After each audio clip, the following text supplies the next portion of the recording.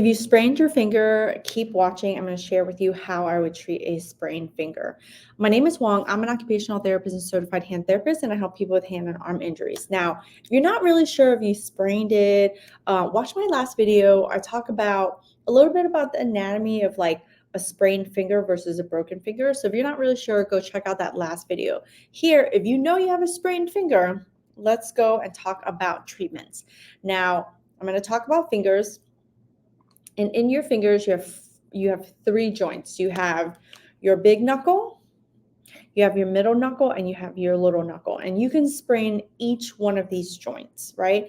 How you treat each one of them, completely different. So let's start with this big one, because this is the one that tends to get sprained the most. It gets caught. I've sprained this finger specifically because it's the long one. If you look at your fingers, usually your middle finger is the long one. That's why we flick people off. And then your other ones get small. Now this one gets sprained quite a bit, and then this little one gets sprained as well because it sort of can get caught on things just because it's out here on the side and it's easy to get stuck on. And then this one also can easily get sprained as well. And if you take a look, just the way we use our hands naturally, it tends to get pulled more on this side of your knuckle versus on this side. Like there's not too many things that pull it on the other side. It happens. We have what's called collateral ligaments on each side of the joints to give us stability, hold our bones together, and ensure that we don't have pain, right? So, but there's commonalities and patterns in terms of injuries, and it usually tends to get injured on this side versus on the other side. The same with the small finger. It tends to get pulled and sprained and strained on this side of the finger versus on this side. There's not too many times. I mean, it happens, but not as often. So if we're talking about the big knuckles, these big knuckles, without going into like too much anatomy, they have very particular ligaments and they hold your knuckles so that you can make a fist and you can open and you can spread your fingers wide without pain. If you sprain them, because these ligaments give you stability, we actually want to stop the big knuckle from moving all the time. And what happens when people sprain their fingers, they constantly move because they're like, maybe it'll go away if I keep moving it. Maybe if I squeeze a ball, the pain will go away because my hand feels kind of weak. Actually, that is the wrong thing to do. If you sprained your big knuckle, you actually want to stop moving it. You want to block it so that those ligaments that are supposed to be a little tight get a little tight, right? It's okay to get a little tight. You don't want it to be so tight that you lose motion, but you don't want to be constantly moving it and irritating those ligaments that already got irritated. Let me know if that makes sense. If you're not really sure, you can leave me a comment below and I will try to answer your questions or make another video that can explain it a little bit better if you want me to go into more detail. But basically, we want to stop this joint from moving too much. Now, normally when patients come into the clinic, I'll make them a splint to stop them from moving all the way. I don't want to block them completely up, but I don't want them to move all the way through. So we'll block it a little bit, and they sell different splints. You can find them on Amazon. I think if you go to the links below, I might have some of those splints on my Amazon storefront. But basically, it just stops the knuckle from going all the way down so it doesn't get overstretched because it's already been overstretched.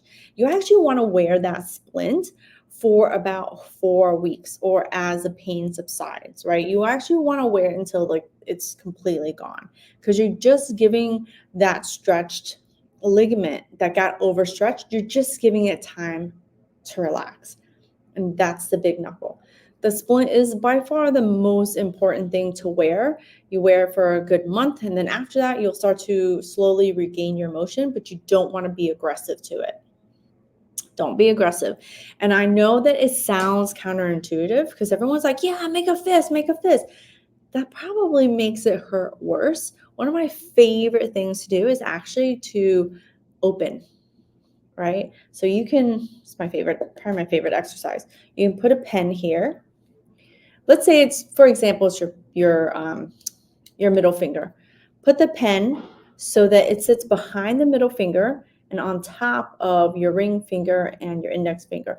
And what it's going to do is it's going to stretch in an open position, and just open your fingers.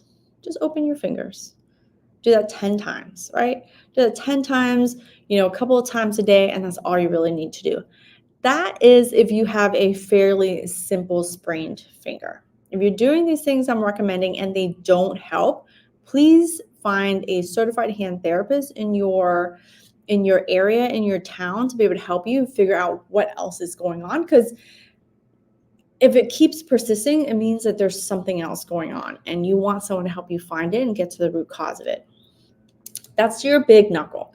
Now, if it's your middle knuckle and your little knuckle, these knuckles, they act completely different. Just because they're siblings don't mean they all have the same personalities, okay?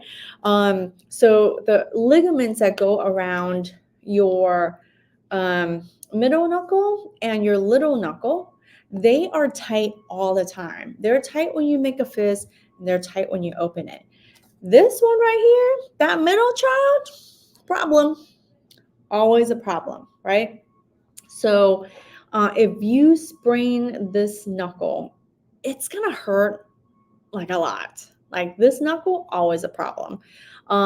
If you sprain this one, sometimes this one becomes like, it starts to act up, right? It starts to act up, gets jealous. So want to make sure that this knuckle doesn't become a problem. And the reason why this knuckle tends to become a problem is because we have a natural attitude of our hands. If you naturally just leave your hands just relaxed, you'll notice that these knuckles tend to be in a slight bent position. They just like to be slightly bent. They don't like to be completely closed all the time. They don't like to be completely straight all the time. They have a natural tendency to sit right in the middle. And when you injure this knuckle and you injure this knuckle, they tend to start to sit in the middle, which tends to cause problems losing motion, right?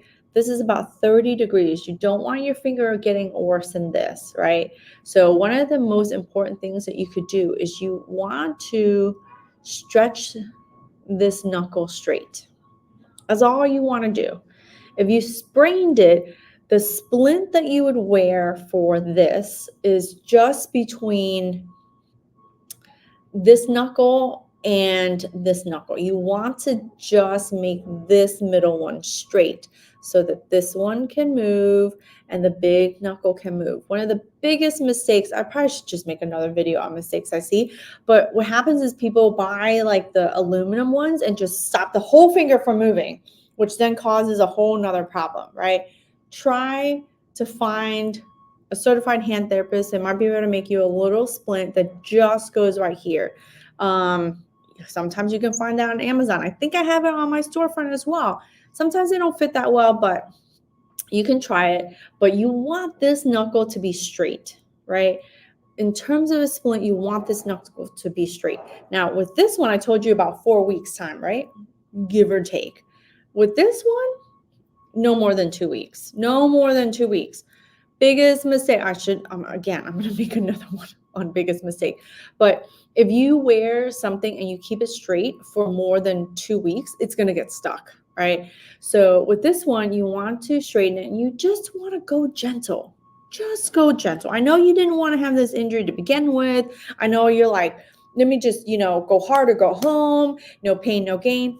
Those things do not apply. Those general rules do not apply to injuries to the fingers, and they do not apply to any ligament types of injuries. So outside of getting it straight, number one. Number two, wearing the splint for about 2 weeks time. And then number three is you want to move it very deliberately, right? You want to hold this knuckle straight and this knuckle straight, and you're going to move this little knuckle. Even if this one has been injured, it's this knuckle, this little one that you want to move. And that the reason why is because the tendon passes through the middle knuckle on both sides, and it just starts to stretch out that joint so you can move it.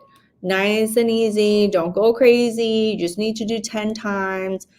And then you're going to hold this big knuckle up and you're going to curl both of them down 10 times, right? Nice and easy. Don't go crazy. If you have a sprained finger, that means you have injured the ligaments that give your fingers stability. It holds everything together. So when you are overly aggressive to it, you can cause more harm than good, right? The most important thing is getting it straight before you bending it. I know, another counterintuitive thing. Like you're like, but I want to bend it. You will bend it. You'll bend it better when you can get it straight. All right. So that's the middle knuckle. And you would apply the same strategies for the middle knuckle, you would apply for the little knuckle as well. Right. And those are some of the best treatments that I provide and I do for my own patients. I did it to myself when I sprained my finger. And you can get rid of the pain. You can get full range of motion, full 100% recovery. Just have to do the right therapy in the right order at the right time. What can I tell you? So I hope this video helps. If you have any other questions, leave them below for me and I'll try to make another video for you, right? Until next time, thanks for watching.